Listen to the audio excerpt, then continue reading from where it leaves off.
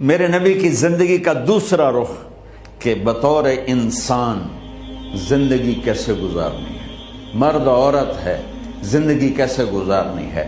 پہلا رشتہ جو قائم ہوا دنیا میں وہ ہے خامد اور بیوی، حضرت آدم اور حوا کا نکاح ہوا۔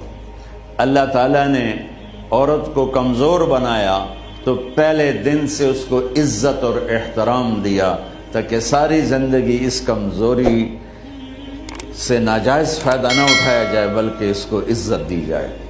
کہ آدم علیہ السلام کے لیے مٹی اکٹھی کی، پانی ڈالا، گوندھا اور ایک اسٹیچو بنایا اور ڈال دیا۔ جب وہ خشک ہوا اس میں روح ڈالی اور پھر وہ ننگے بدن تھے، پھر ان کو جنت کے کپڑے پہنائے اور جنت میں ڈال دیا۔ اس کائنات کا حسن بھی عورت سے ہے اور جنت کا حسن بھی عورت سے ہے۔ حضرت آدم علیہ السلام جنت میں، لیکن بابے جی دا دل ہی نہیں لگتا، کلے کلے ہی ٹورے پھر دیں۔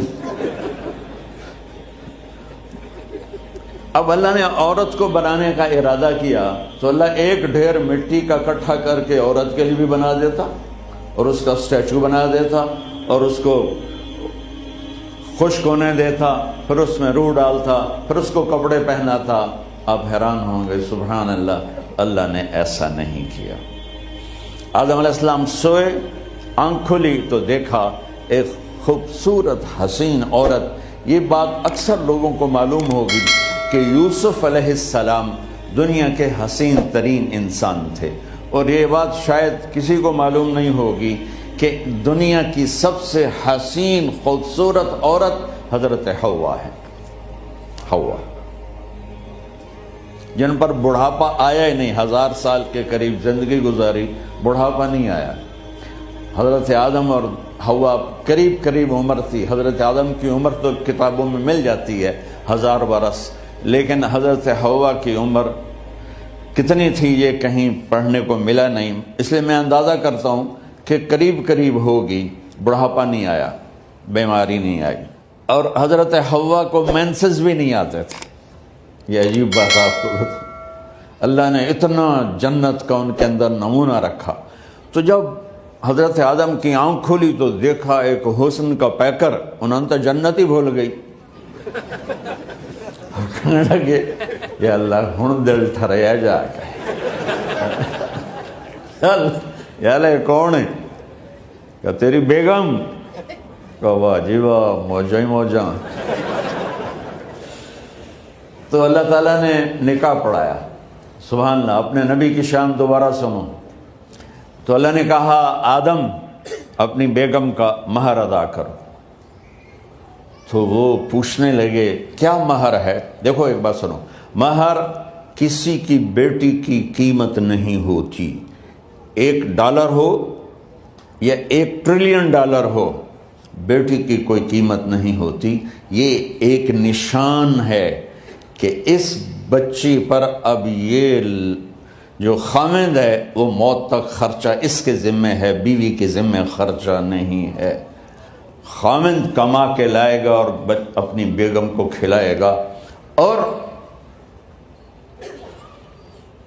بیوی گھر کی ذمہ داری نبھائے گی۔ تو خیر وہ الگ بات چلی جائے گی۔ اللہ تعالیٰ نے کہا کہ مہر ادا کرو۔ کہا جی کیا مہر ہے؟ تو میرے اللہ نے کہا تیری نسل میں میرا آخری نبی آئے گا، اس پہ ایک دفعہ درود پڑھ دے، یہ مہر ہے۔ اچھا، شروع دن سے ہے کہ میں نے قبول کیا۔ قبول کیا کا مطلب ہے کہ میں اس لڑکی کو قبول کر رہا ہوں، اس کی کمیوں کے ساتھ بھی خوبیوں کے ساتھ بھی۔ اور جب لڑکی کہتی ہے سائن کرنا قبول کیا ہے، یا زبان سے کہے قبول کیا ہے، تو یہ اس بات کی گارنٹی ہے کہ میں نے اپنے اس لڑکے کو خامد ہونے کے طور پہ قبول کیا، اس کی کمیوں کے ساتھ بھی، اس کی خوبیوں کے ساتھ بھی۔ اور جو ہی شادی ہو کر ڈولی سسرال کے گھر جاتی ہے تو ٹیسٹ شروع ہو جاتا ہے، کی کر دیے، باندھی کے میں، اٹھیندی کے میں، بول دی کے میں۔ اور اس میں بہت زیادہ نیگیٹو کردار ہے سسرال کا۔ کئی لڑکیوں کا کیونکہ ہم نے اپنے نبی کی زندگی نہیں قبول کیا. یہ واجب ہے کہنا قبول کیا کہ اس میں پیغام ہے کہ اب میں اس کی میں کوئی کمی ہے وہ بھی قبول کروں گی, کوئی خوبی ہے تصور ماتھے پر, اور لڑکا کہتا ہے کہ میں اسے قبول کرتا ہوں اس کی خوبیوں کے ساتھ بھی کمیوں کے ساتھ بھی. یہ بات یاد رکھنا, پرفیکشن کبھی تلاش نہ کرنا, پرفیکشن کبھی تلاش نہ کرنا.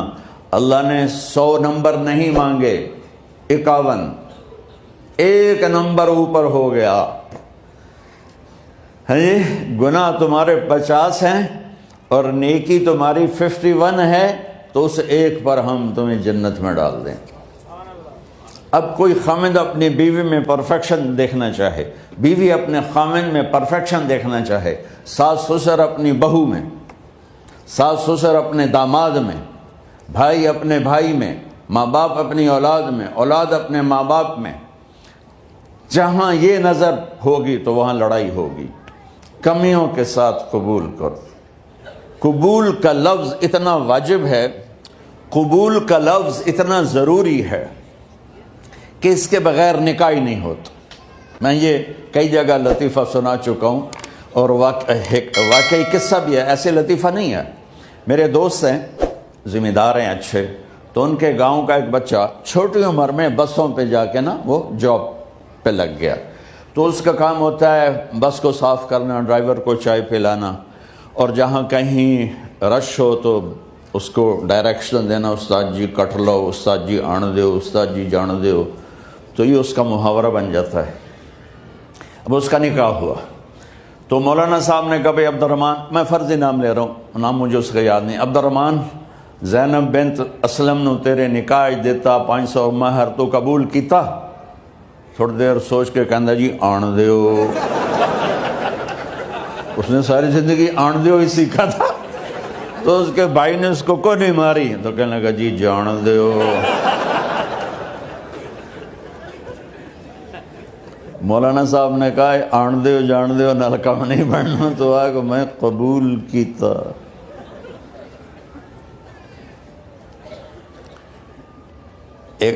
یہ بھی صحیح واقعہ سنا رہا ہوں. ایک نوجوان نے بیوی کو 3 طلاق دے دی کٹھی. اب ہو گیا پریشان, مولانا صاحب کے پاس گیا, کوئی میرے جیسا ہوگا. مولانا صاحب 3 طلاق دے بیٹھا, کوئی مسئلہ کا حرام.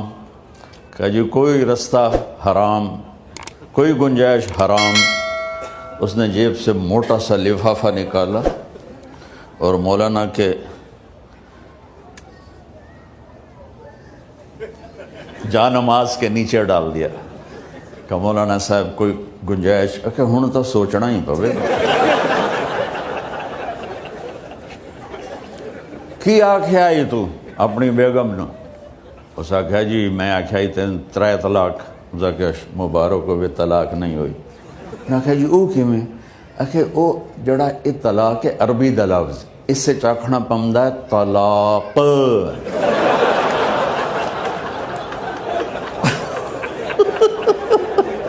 یہ آپ کو صحیح واقعہ سنا رہا ہوں.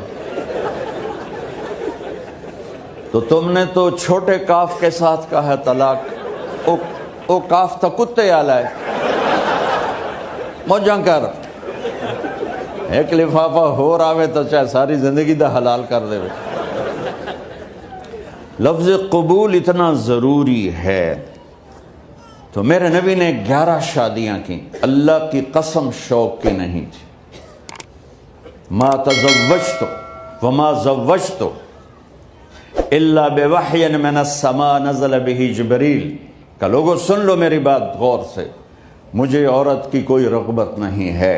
میں نے جہاں شادی کی, جہاں بیٹی کی شادی کی, پہلے اللہ نے آسمان سے جبریل بھیج کے حکم دیا, پھر میں نے قدم اٹھایا. تو پہلا رشتہ خامند اور بیوی ہے جو اس کائنات میں جڑتا ہے.